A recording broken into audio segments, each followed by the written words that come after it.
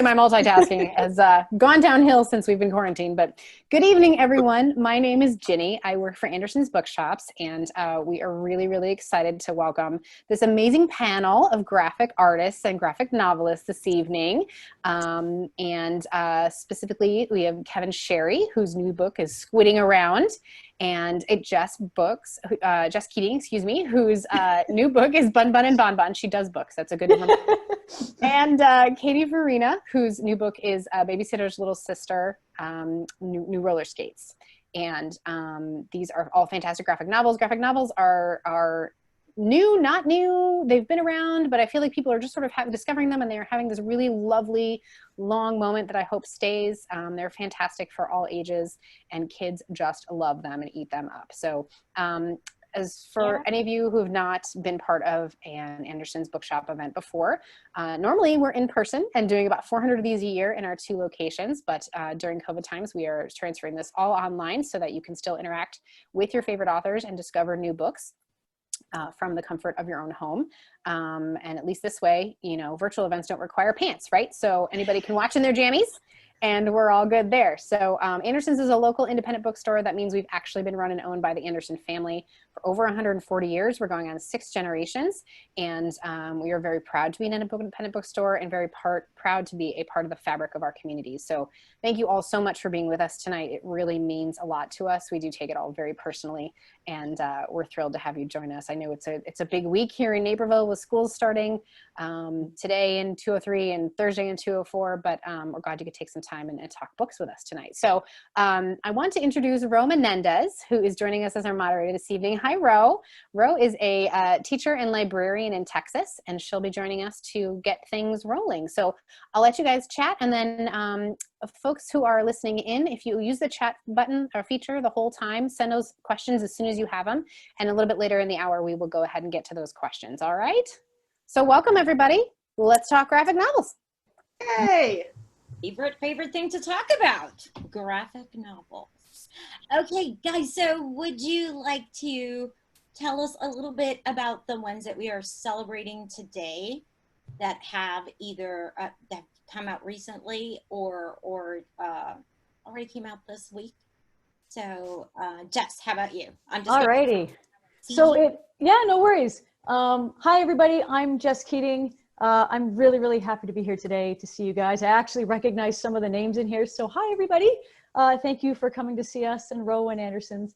It seemed like when I was on Twitter today, and I'm on Twitter probably too much, but it seemed like every book under the sun released today, which like it was just like I could see my money just flying out of my wallet, but we're all there together. But specifically, I'm here celebrating BunBun and BonBon, which is, I did the math, it's like my 13th or 14th book, but it's actually my very first graphic novel and the first book that I've ever illustrated. So it is about, well, you can kind of probably tell, it's about a little bunny named BunBun, and his or her, BunBun actually has no gender, BunBun is just BunBun. So it is about BunBun's new friend, BonBon, who is, of course, at first, BunBun thinks that BunBun is talking to a talking rock, but in fact, BonBon is a very fancy type of candy, and the two of them become very fast friends, and together they love adventure and using their imagination. And I think they represent, you know, when you're younger, and I'm sure we have some younger people among us, so you will get this, that feeling when you wake up in the morning and it just seems like the world is just full of possibility. You know that feeling? That is what these two represent. They just get into all sorts of shenanigans and they have an absolute blast. So that is my very first graphic novel, and I'm really happy to be able to share with you guys today. So thank you. I was excited just listening to you talk. Kevin, would you share with us your graphic novel? Sure. You can hear me good? Okay. Yes, okay, so today, my book, Squidding Around, Fish Feud, came out, and you may know me from books like The Yeti Files and Remy Sneakers, but those books are in black and white, and this book is in a full, beautiful color, okay, yeah? I would describe the color as maybe like vaporwave or sea punk. That's what I was going for with this book. But anyway, yeah, it's about Squizzard, the little squid, and his best friend, Toothy, the great white shark, unlikely friends. But they go to an elementary school, and actually Squizzard gets in a lot of trouble. And in the first chapter, him and Toothy break up as friends. So the whole book is Squizzard trying to figure out ways to get back on Toothy's good side and figure out better ways to be a friend. So that is what Squidding Around is like. And it's really ridiculous, and there's pranks in the whole book. So I think you'd really like it. So thank you for having me. And I think that Kevin's energy can be felt in the book as well. I had the opportunity to read it, and I feel that connection. Katie, tell us all about yours. Sure. I have got Karen's roller skates here with me today, and this is just continues Karen's adventures, being her precocious little self and getting into all sorts of trouble because that's what Karen does. But this time there are consequences for her actions. And we really get to see Karen and her family and her friends kind of go through this process of healing and maybe telling some stories that aren't quite true. So this is very fun. I had a really good time working on this one because I got to come up with some of Karen's classmates as well. So in the first book, we got to see some of Karen's friends, mostly just Hanny though. But in this one, we get to see some of her other classmates and pals and get to know the neighborhood a little bit more as Karen is going through this experience with her new roller skates. Which she is very passionate about, roller skating. She is. She really likes to roller skate. It is not just a pastime. It is like her passion. Mm-hmm. I'm going to ask questions.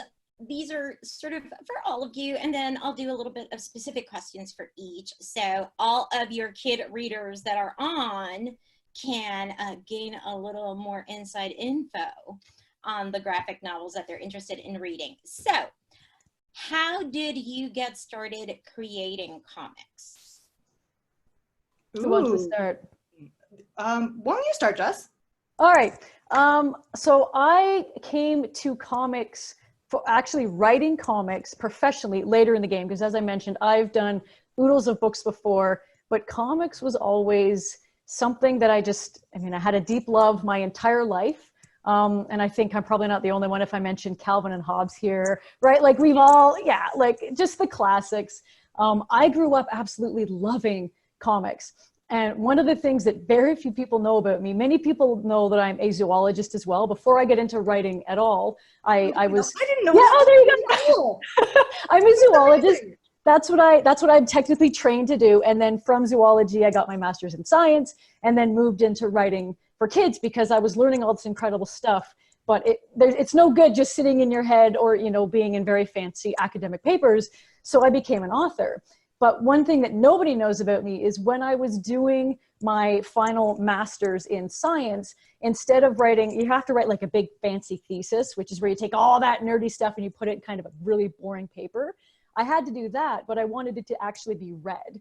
So what I did was I took all of my favorite Calvin and Hobbes comics and then superimposed the points of my thesis. And that was a way it became the most read thesis in my university because, of course, everybody loves comics. So I've always had this love of comics my entire life. And it wasn't until, I don't know, a few years ago that I just had that. It's so, you've all the creators up here and even the kids here, we all know that really scared feeling you get when you try to do something really different or new. And let's face it, you're not going to be good at it to start, and that's okay. So this was a process of me kind of challenging myself and being okay with those little baby steps that I took every day. And eventually, through a lot of time and work and help from really other brilliant people, that's where BunBun and BonBon came from. But I think like everybody here, I imagine, just has a love of comics and graphic novels. So I don't think I'm an exception there at all. But we're all comic nerds here. But yeah, I think for me, it was a lifelong love that I was just really, really happy to finally be able to bring to kids in some offering like this. Now, I wonder, just by following you on Instagram, your Instagram about a year and a half or two ago turned into a lot of experimentation with drawing. Mm-hmm. And so when I heard about your graphic novel coming out, I was like, Or if this was, you know, the marathon she was running to get to this place of writing and illustrating a graphic novel, did that have anything to do with it at all? So it's funny you say that, because when I've always been drawing, like I've drawn my whole life. Before, when I was doing zoology, you actually have to do a lot of drawing. It's just more anatomical, technical drawings. So I love drawing and I love sculpture. Like my whole life, I've always been a bit of an artist, but I actually had a conversation with my agent. So for people watching, your agent is the person who you will give your ideas to, and they kind of help you shape them until ultimately they get sent off to an editor, or hopefully they become a book. But I remember having conversations with my amazing agent and saying, like, you know, I have not done illustration professionally up until this point. I think it maybe published, you know, 10 books or so that I'd written, but I really, really have this desire to explore more. But I mean, where do I begin? Is it okay to just kind of just like sneak it out into the world? And it's funny that you noticed that, Ro, because it was very much a point of me saying, okay, I want to show readers, especially readers, like peers as well, but I think we all understand this a little bit more. I want to show readers that it's okay to experiment. And again, to not be really, like, some of that stuff I've done is not great. Some of it is okay. And like, it's okay to have that full range as you're learning something that you love. I think the whole point of life is to be really passionate about everything that you're passionate about. And to me, that means sharing it. So it's really funny that you mentioned, like, you noticed back then, again, like if people were paying attention, that was not my intention to kind of, you know, I'm just going to sneak this in here and eventually I'll be an illustrator. It was more, I wanted to share my process because I think that makes other people more comfortable on their own journey and sharing their own. If they could see other people, like, you know, making mistakes or changing, it's okay to change. Even, you know, as creators, we do it all the time, but we kind of try to do it in private, I guess. So, you know what I mean? It's less awkward, but I just really, I wanted to be out of, you know, so people could see that happening. That's a good question. Awesome. Kevin, Katie? Yeah, okay, like what Jess was saying, I'm going to pick up on that and go with it and say that, like, I have been drawing and studying comics my whole life, from Mad Magazine to Calvin and Hobbes to Garfield. But I know, and I've been drawing my whole life, but I know I am not the best artist. And I also know I am not the best writer. There are a million other writers. There are a million other authors. But somewhere in there, combining pictures and words, there's still room for really important storytelling that can come from anyone. And that's like what comics are. Really, like, and combining pictures and words is the clearest form, most recognizable form of storytelling. So the fact that it's really taking off and is so exciting right now, and all these great graphic novels are coming out, is really good for kids. So that's what my answer. Good for kids and bad for wallets, I have to say. Like, very buying it. So I'm kind of in between you two. I didn't start drawing until I was a teenager. Like, I always drew as a kid. I mean, I think every kid draws, you know, every kid likes to color and draw. And I was a big horse girl, so I had a whole notebooks full of little pony drawings that I drew with ballpoint pen that I loved. But I didn't start drawing with the intent to be a better artist until somewhere in high school. So, you know, that's kind of where my comics journey started as a creator, but as a reader, I remember the exact moment I started to understand what I was reading, and it was actually in a comic book. It was in a Casper and Wendy comic book that I remember picking up from the supermarket. And I remember finally understanding what the characters were saying after only reading picture books and wanting to read novels so bad. I really wanted to read, and I just wasn't sinking in right. And I remember being so excited that I understood what Casper and Wendy were saying to each other that I ran downstairs and I read the page to my parents. So I really want to give that experience to other kids, and I really want to, you know, help people discover that love of reading that I found. And there's so many cool things in the world and so many amazing stories that can only be told in comic form. And like, you know, Jess and Kevin said, the fact that comics are getting so much more attention now is really exciting. And I think we're going to see a lot more people really interested in reading because of it. I really do. Yes, I always use as an example, have you ever been on release day, which is Wednesdays, I believe, at a comic book store? Mhm. Right? So those were readers that grew up on comic books that are still readers. Mhm. So you guys kind of touched upon what my passion with graphic novels is. So we're gonna just jump into, if I only get to ask this last question, this one question, then I'll say peace out, y'all. So,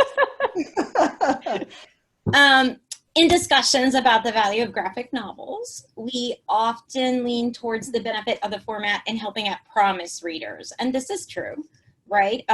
Katie just told us how that was kind of like the bridge between the picture book she was reading and the novels she wanted to read, but wasn't ready for it at that moment, right? And so how graphic novels helped her get from this point to the goal that she had for herself.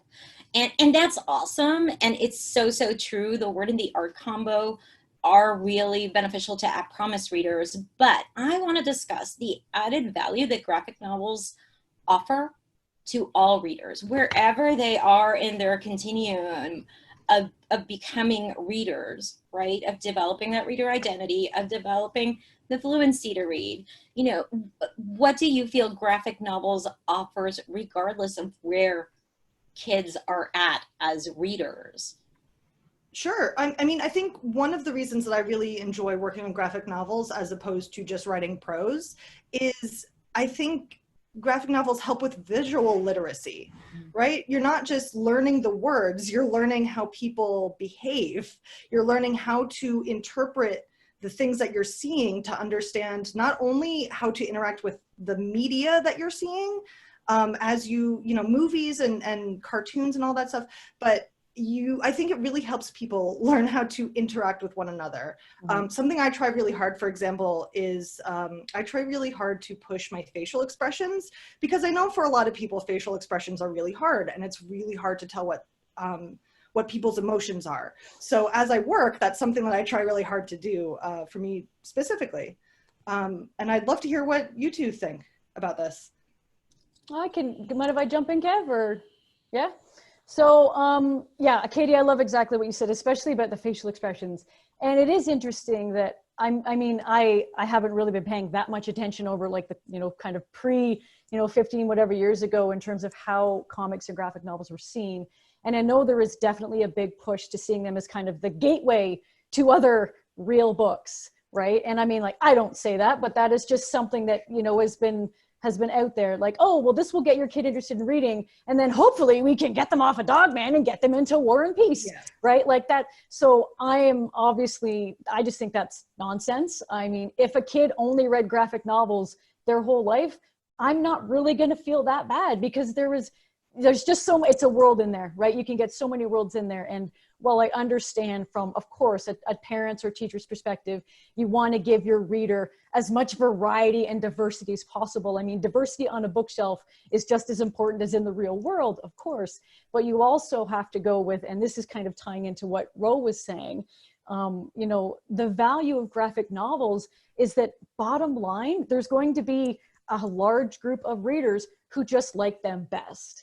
And if that's the way it is, that's the way it is. And it doesn't mean they don't, you know, try other things, of course, the same way we eat different types of foods, you know, that's all great, but it doesn't need to be a gateway to something else. And it's funny that you were mentioning, Katie, I'm looking over here as though like you're there. Yeah. It's funny that you mentioned the facial expressions, because, okay, so like, it's probably no secret now, like I've outed myself as a nerd. I'm a scientist. And I really loved digging into, as I was getting into this field more, I love digging into the actual like brain science behind why comics are so valuable. And it's funny, like just the act of abstracting something, rather than, you know, if you showed a picture of me really angry, like, you know, that's very hard to interpret sometimes. But when you abstractify that, or essentially turn it into a cartoon, it becomes so much easier for readers, kids and adults, to put themselves in there.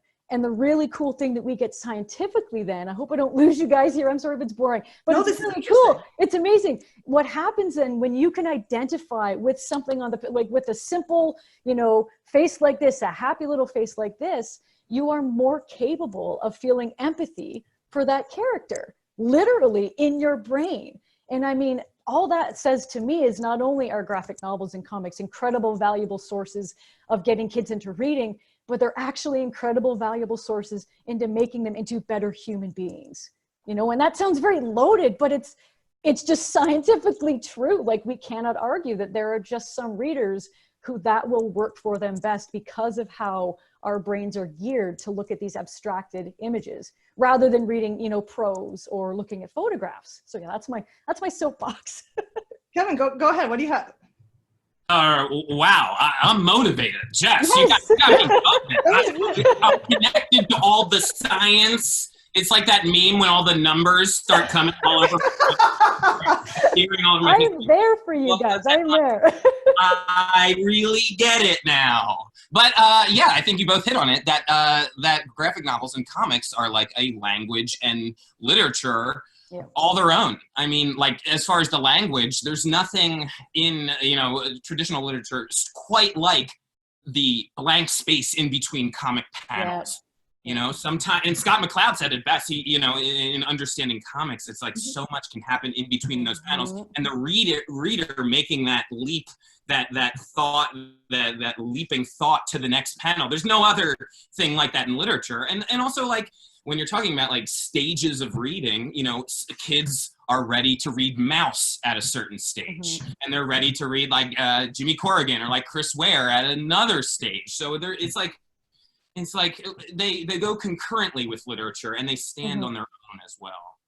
Yeah, that's a great point. They stand on their own. Yeah. Yeah, I really want to just go back to what you were saying about empathy. Like, that's really important. And, you know, I just am very passionate about seeing more faces, more different kinds of faces. If you look at the numbers of publishing, it's disproportionately white, and that is a real shame. So I would, you know, I really think that more people engaging in graphic novels will really like encourage that empathy and you know, that critical thinking that Kevin was talking about, getting from panel A to panel B. And so I think that it is almost impossible to remove graphic novels, I want to say, from what we have now, as far as what can be on your bookshelf. It is a really important part of reading that I think everyone should engage in, no matter your age, no matter where you are in your reading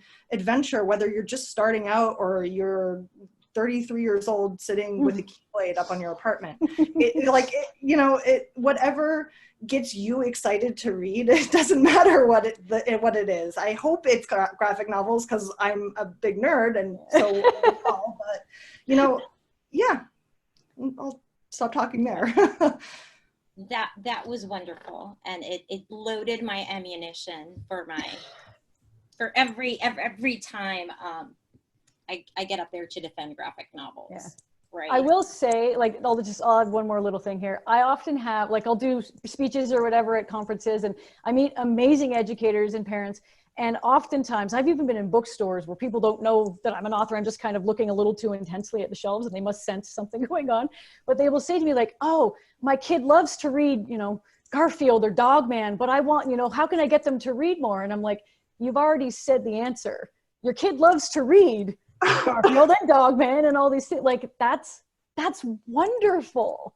Like, that's enough. Just go with that, because that fire and curiosity and passion that they have for these books, it will only continue to burn for other books, because eventually we want more stories. I think that we're just all, again, speaking of like the human nature here, right? We all want more stories. So I think if you're lucky enough to have a reader who already knows, I love this, it doesn't matter what it is. You know, so roll with it. And usually, oftentimes, 9 out of 10 times, it's a graphic novel that the parent's mentioning.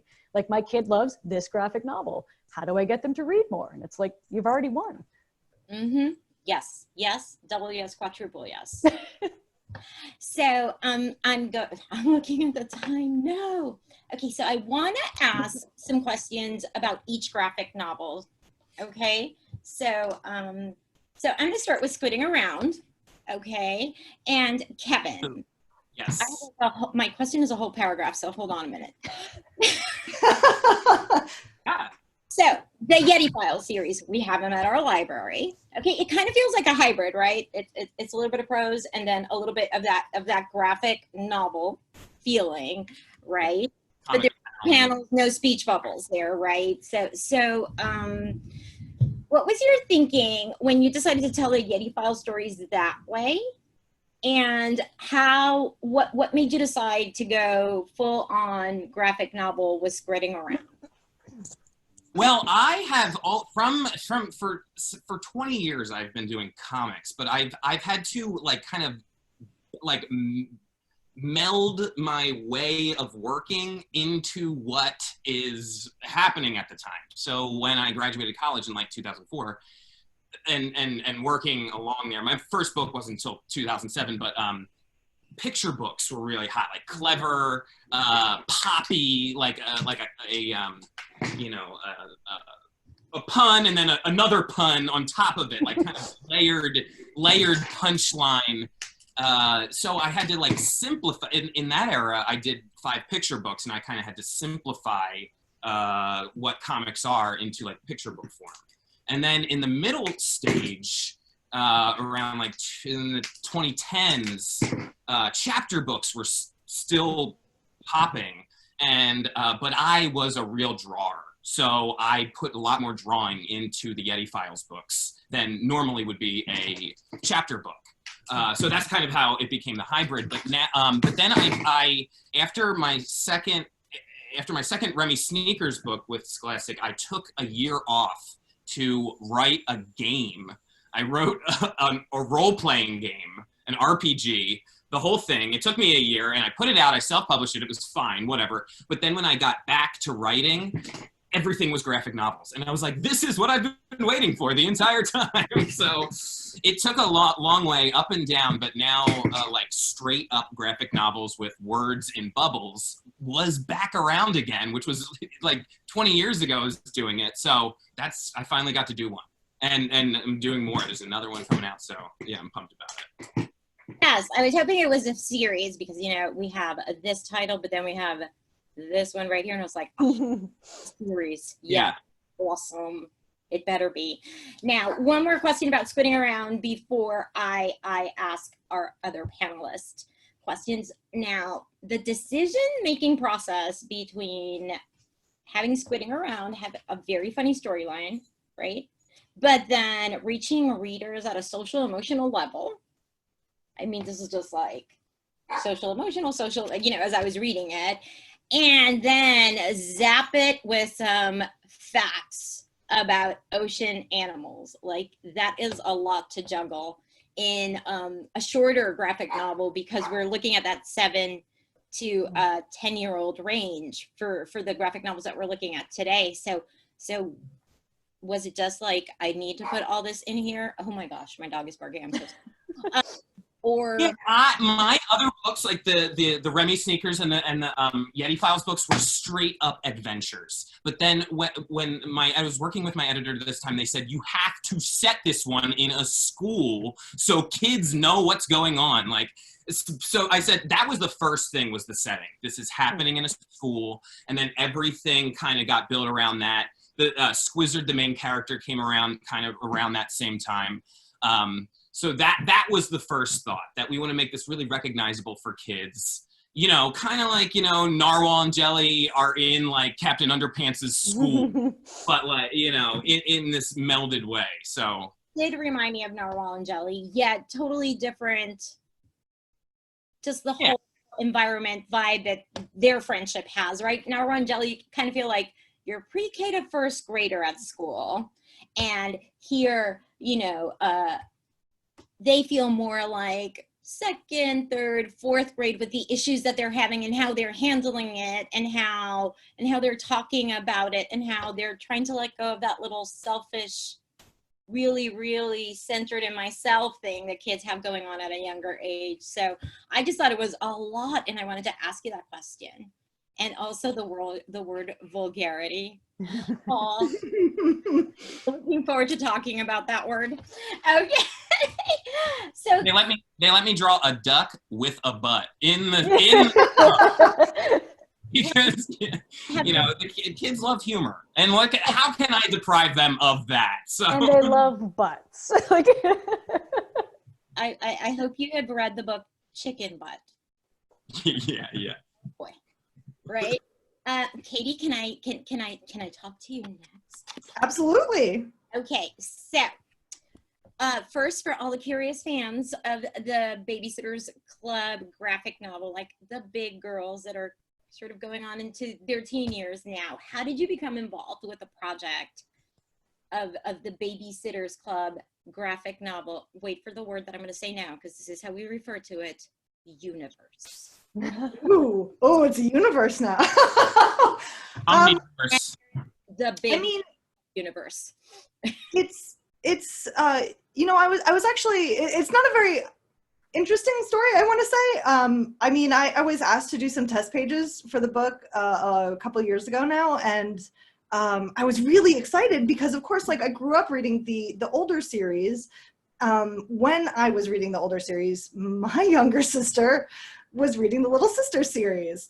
So it was really cool, like, to be asked to do, you know, like a test for this book, and of course I had got it because I've drawn 2 of them now, and I'm here right now talking to all of you. And yeah, I mean, it's not a terribly exciting story, but being able to, sorry, go ahead. I think it is, because I do too. This possibility for us all that are interested in that, right? I think when it's a fantastical story, then you're going, oh, yikes. And don't, you know, that's not a dream for me. So you're, as far as I'm concerned, that was a fantastic story. Well, thank you. Short, but yeah. Question for you, because you get one too. Okay, so one of my students is here. Her name is Brooke, and I consulted with her. By my estimation and hers, she is a Babysitters Club universe expert. Okay. So I talked to her, and in exchange for me handing this over to her mom tomorrow so she can take it to her, she analyzed Babysitters Club with Little Sisters. Okay. And she told me that the transition for her as a reader into this part of the universe was seamless. Oh, amazing. Any distractions in the form of discrepancies between the 2 worlds. She mentioned Dad's house a lot. Like, she felt that she felt like it was still the same dad. It is the same dad, but obviously, you know what I'm talking about, right? Yeah. And so it didn't distract her from any reading of the words or the illustrations. I'm really happy to hear that. It was a little bit of a struggle, to be honest, making sure that the all the locations lined up, that everything. Go ahead. I'm sorry. Her analysis continues. Oh, She mentioned. sorry.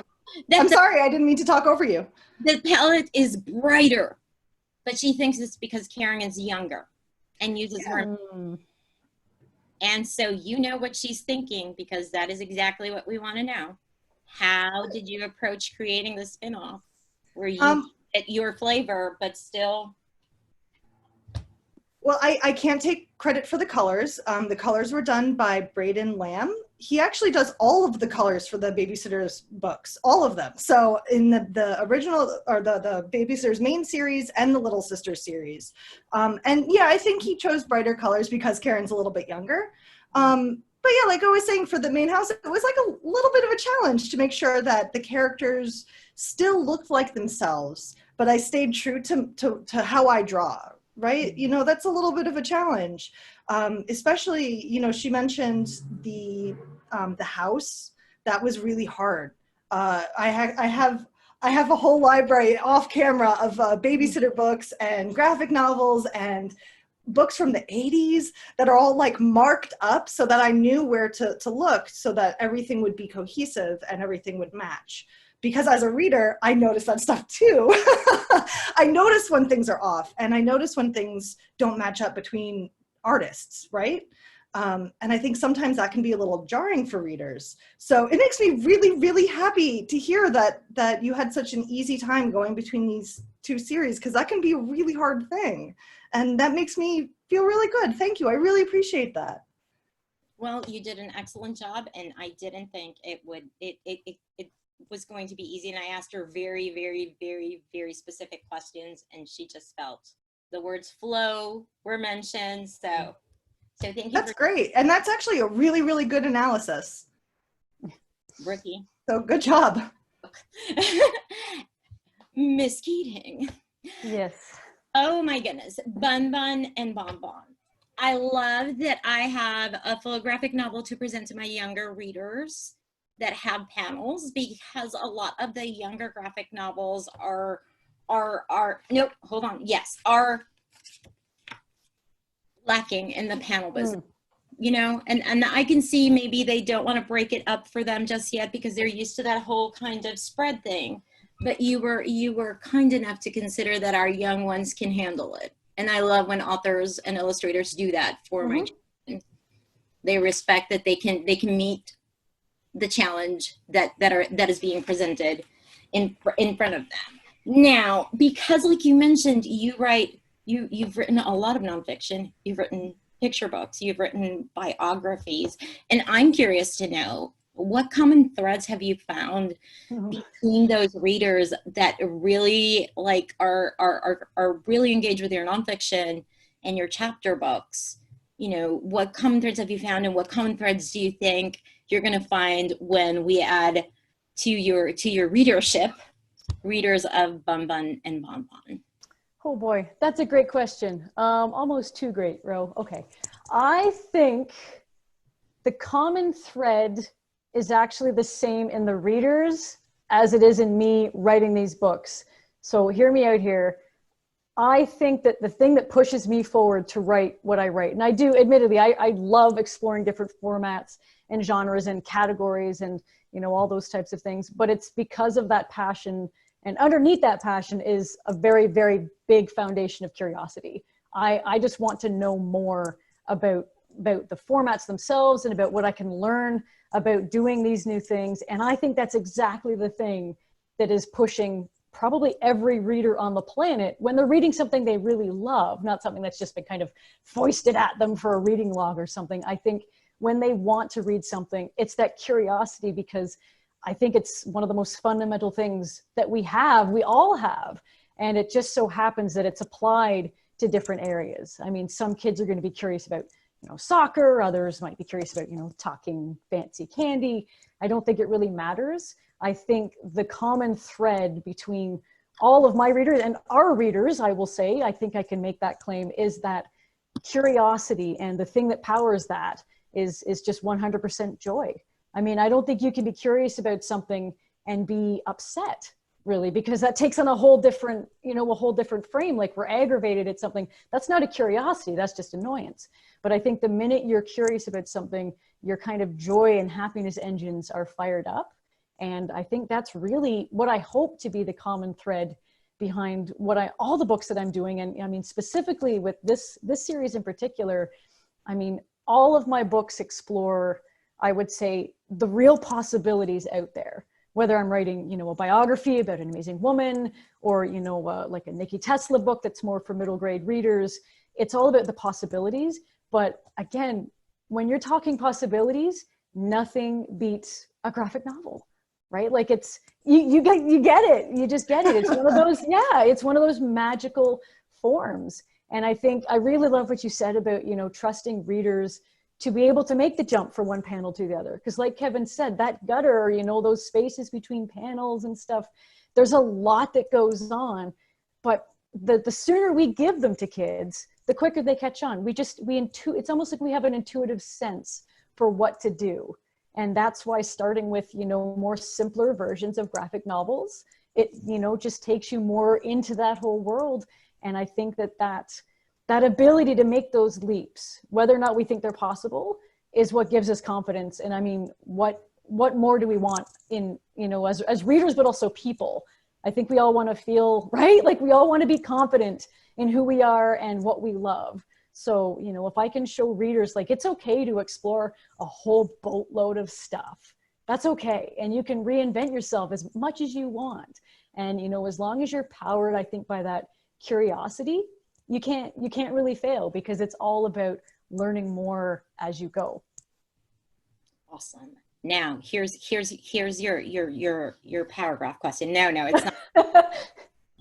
BunBun and BonBon tackle one of the first heart issues young readers grapple: loneliness, bias, and friendship in a totally accessible way for a younger crowd. Who did you consult with, Jess? For all that deep stuff. So as a person that is always surrounded by children, I can say that this is something that will speak without me going, see what BonBon did there? See what they felt, So it was accessible, as in, like, you were me and hung out with 7 and 8-year-olds. So I'm just curious. Oh gosh. First of all, thank you. That's amazing. I'm gonna staple that to my fridge or tape it to my fridge, I think. No, I think, like you said, all those feelings, like friendship it's not just one thing, right? It's a million things poured into this kind of bottle that we call friendship. And within that, there's, you can be lonely within those things. And, you've got, bias. Bias is something, I'll be here till midnight if we're talking about bias, right? Like, there's a lot of stuff that I could say about bias. But all of these things, you get it, Katie. It's about, I think, remembering. It's not about kind of injecting anything that's already there. It's just about remembering. And we are all, I think we as adults here, the grown-ups, so to speak, I don't know that we really take on that label too much here, but realistically, technically, I think we're all officially grown-ups now. That doesn't negate the fact that all those kind of inner child feelings are still there. And even doing an event like this, like am I gonna sound stupid? Am I gonna look okay? How's my, all of these concerns, they've been there from the very beginning, and kids don't need to have that watered down for them. They understand precisely, when BunBun he's got everything except that one thing. He needs a friend, I think that's a feeling. It's like the first day of school where you're looking around like, who am I gonna buddy up with? Right? Because you just want to feel that kinship. And the cool thing about these two is, if there was ever a perfect pair, just in terms of like filling in the gaps in each other's personalities, it's these two, because I just think, in life, everybody needs an adventure buddy. And thank goodness they found each other. Like, it sounds really cheesy, but so here's a quick aside. This character of BunBun has been in my head, I think, since I was about 6 years old. But I've been drawing BunBun, just in the margins of notebooks. And I can remember having conversations with my mom about Commander BunBun and, Captain BunBun and all of these versions of BunBun. But honestly, it wasn't until writing this book that BunBun had a friend. So getting to actually accomplish that in this book and in this series is one of those kind of, it's a moment for me. But I think it's reflective of what you mentioned, Ro, like that loneliness and those feelings that you have as a kid. They don't go anywhere. We just get a little better at maybe hiding them or doing things, trying to find ways around them. So yeah, that's a wonderful question. Thank you though so much. It's wonderful to hear that. So you guys have been awesome, and I believe that they are asking us if we will do a little bit of drawing. Ginny, am I right? Are we good? Yeah, let's go ahead and okay. So do you guys just want to do something fun where are the people that are here? I know that there are some kids here too. When I see those slashes, I know it must be either mom and kid or 2 kids. Would you just can they just write some things in the chat, and Ginny, you'll just share that with us, and you guys can come up with something that has to do maybe with your character, or do you want to have them do like a certain character with a certain emotion? I know Katie was talking about emotions, facial expressions. Sure. Yeah. Why don't you in the chat give us an emotion, and then we will draw one of our characters doing that. Does that work, Ro? Kevin, does that work? Jess? Yep. Okay. All right, guys. Wrong. Off you go in the chat now. Give us an emotion. What feelings we got going on today that you would like to see these awesome characters do? Well, we've got exhausted, but I think that's from an educator and a parent. So. Oh, sorry. Feel you there. We're all exhausted with remote learning. And honestly, I think everyone from 4, which is pre-K, to however the oldest teacher that is distance learning teaching is exhausted. So I think exhausted is totally reasonable. We've got excited and we've got panic. Panic. You're all Well, good. we could do one, like each 3 of us. I think that was 3. We could do stressed or exhausted, panicked. Yeah, those are kind of, similar. Excited, yeah. I got a happy crowd here. Yes. Exhausted and panicked and excited. Excited here for sure. Okay, so Kevin, want to call one?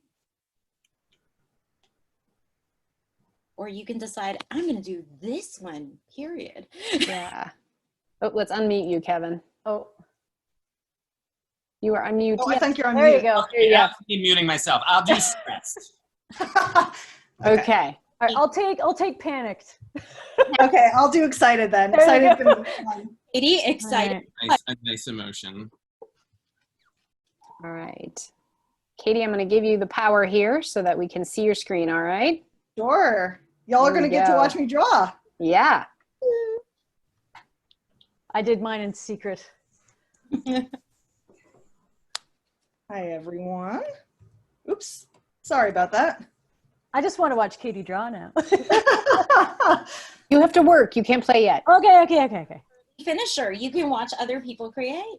Awesome sauce. So while they're drawing Ro, we could chat a little bit more about other graphic novels. You obviously have quite an experience. What are some other ones that has stuck with you?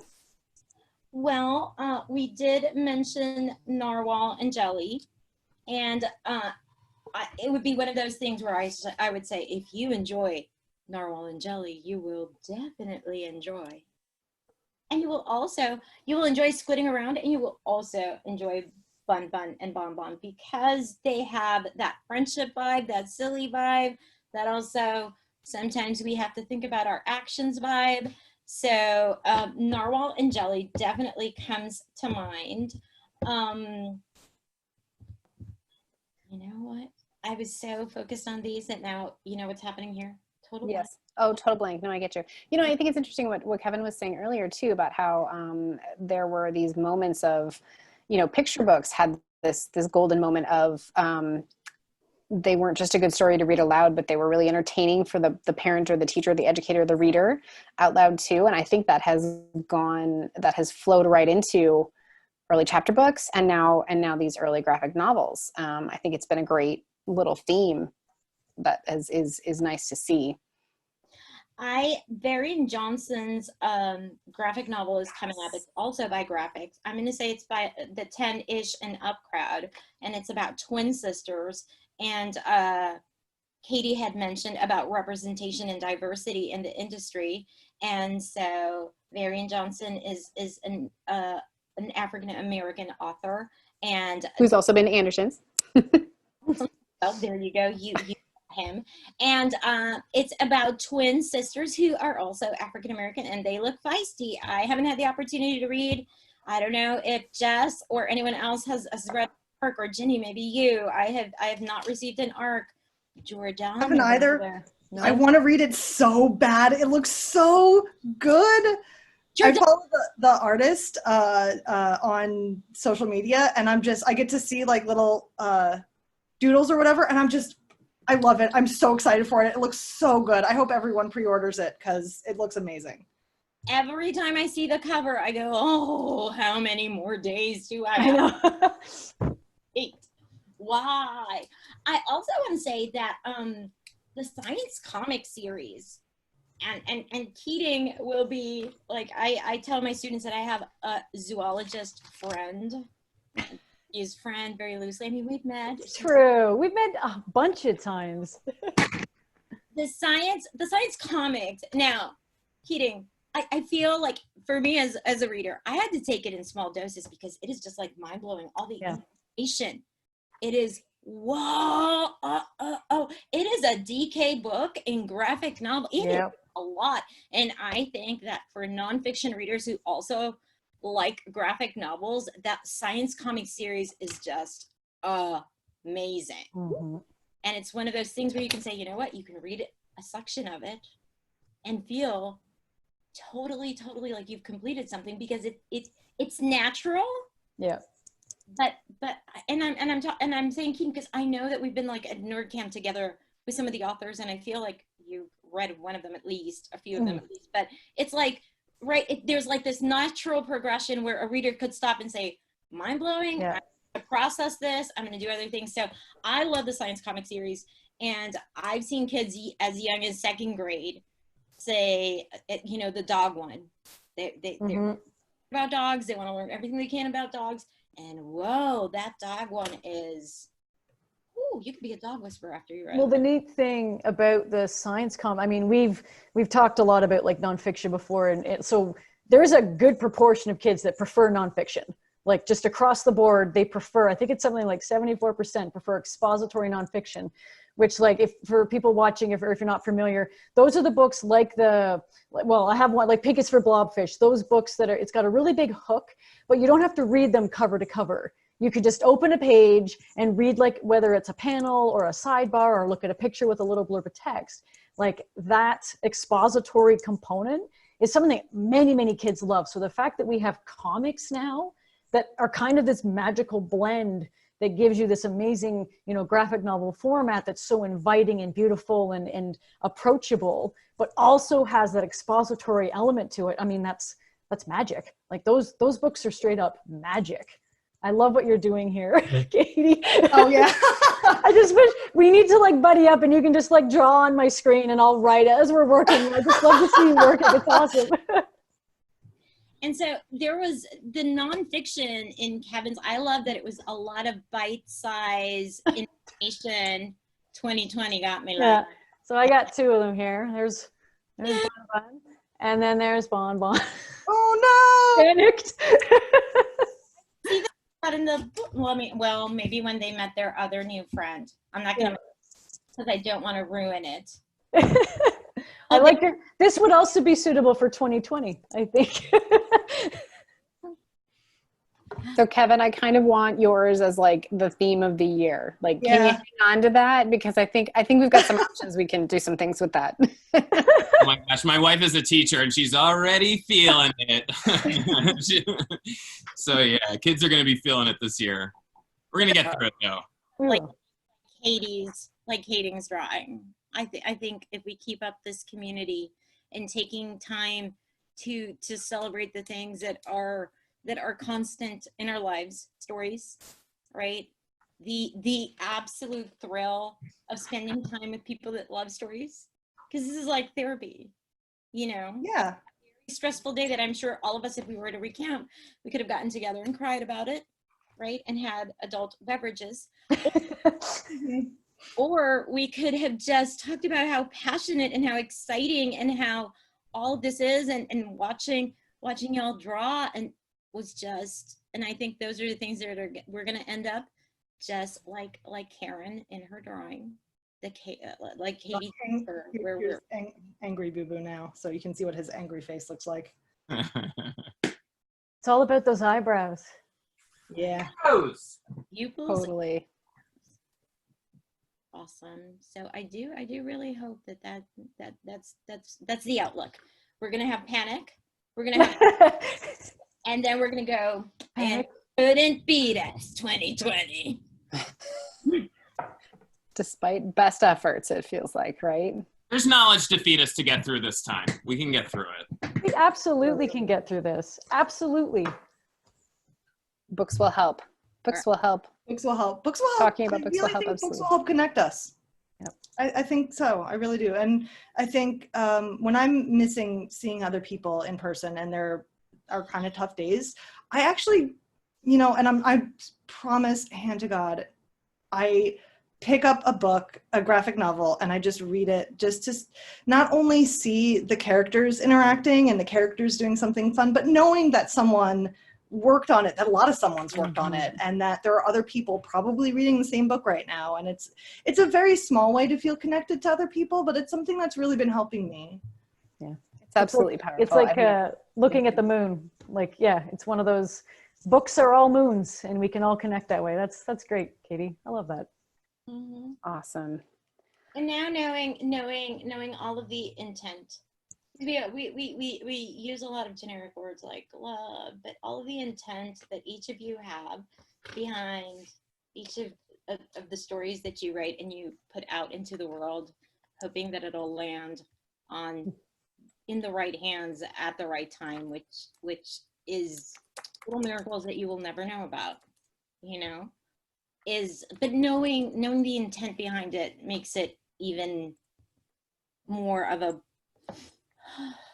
in all of this panic and stress and you know, knowing that you're thinking about, and my notes are crazy, so but you know, the whole of thinking I want people to I think graphic novels, and you weren't just talking about yours, right? When you said it teaches us to interact with each other, when you said it teaches us empathy, you know, when you said yes, hardy har, but there's also some choices to make and some hard truths sometimes too. This was I was like, oh wow, you know, with all the laughing and all the funny and all, you know, the duck butts. A hard look at myself. And one of the things that I always look about is friendship stories that show you how to be a friend and also what to expect from friends. You know, and to know that the intent behind all of these is also, you know, a breath of fresh air for the reader and for the book recommender when I put it in their hands. And I know this is because, and I can say, I heard the author say, is really powerful. So I don't know how many of these you've had to do and how exhausted you might be, but do know that the adults that work with children, at least this adult, will say, Katie thought about this when she was, you know, Kevin thought about this. Jess really wanted this. Makes a difference to them because it makes them look for that and sort of try to explore that. So absolutely. Yeah, well, I think that's a super positive note to kind of wrap up on. Sorry, Kevin, did you have something else to add? No, that was beautiful. Yeah, that was very, very, very nice. There was very beautiful. Leave it to the librarian to put things into words for all of us. I was just going to say that it was a teacher around the age that I write for, you know, in third grade, it was a teacher who saw something in me, and it was she gave me the right book. And from that moment on, my purpose was set. So the books and the teachers and the librarians, they matter so much to whole arcs, people's whole life stories. Absolutely. Oh yeah. I know. I mean, I'm sure we all could definitely tell stories. I mean, I had a teacher who, after I stopped being her student, was, as long as I went to that school, every morning I would stop in and tell her about a book I read, and she would take the time to talk to me. It's important, and you know, it makes a huge difference in kids' lives, and we do see that whether we are kids or adults. Absolutely. I still remember my first grade teacher who loved Clifford. She came to an Anderson event a couple of years ago, this like huge 1,000-person event. And I was like, Miss Liska? And there she was. And yeah, I was like, yeah, I'm still loving books here. It's been a few years, but yeah, teachers and educators and librarians, and I would add booksellers to that as well, putting the right books in the right hands at the right time, man. We see that every single day, how that changes lives. So on behalf of the Bookshop, I want to thank Ro for your work as a librarian and a teacher and an educator of doing that, and for Kevin and Katie and Jess for creating these amazing books that we can put in their hands in any form, in any way. All reading is good reading. Just know we booksellers are on your side too, man. I see people standing in front of that middle grade shelf all the time telling their kid, well, I want you to have a real book. And we all freak out at the store, jump right in and say, actually, check this out. You know, you can send them my way. Send them my way, and yes. All three of us we'll handle that. Absolutely. Well, when they're right in front of you, you kind of want to shake Yeah. them. 6 feet, you can't touch them. So, these are crazy times. It's a benefit of COVID. You can't touch them. So. Right. Yes. Yes. So I want to thank everybody for their time and for being here. It's been really, really great. I do want to mention a couple of quick things. We do have some other events coming up this month and next, specific to this demographic of audience and readers. Lev Grossman is coming out with his first novel for middle graders called The Silver Arrow. We're doing an event with him in a couple of days. And anybody who loved Roll With It by Jamie Sumner, her new book is called Tune It Out, and we're going to do an event with her as well. And then in the theme here, we've got Babysitter's Little Sister, and then we actually have Gail Galligan for Babysitters Club. Logan Loves Marianne. That's next week as well for a virtual event. So you can find them all on our website, andersonsbookshop.com. Follow us on social media, because I know my social media person is on the call today. So I have to put that plug, otherwise she'll be mad at me tomorrow. But I appreciate everybody's time. Authors, creators, artists, you guys are fantastic. Thank you for putting so much into the world that you do. Everybody else, be well. We'll all do our goodbye waves. Bye, See you all everyone. soon. Thank you. Bye. Thank you. Thank Thank you you so so much. much. Stay safe.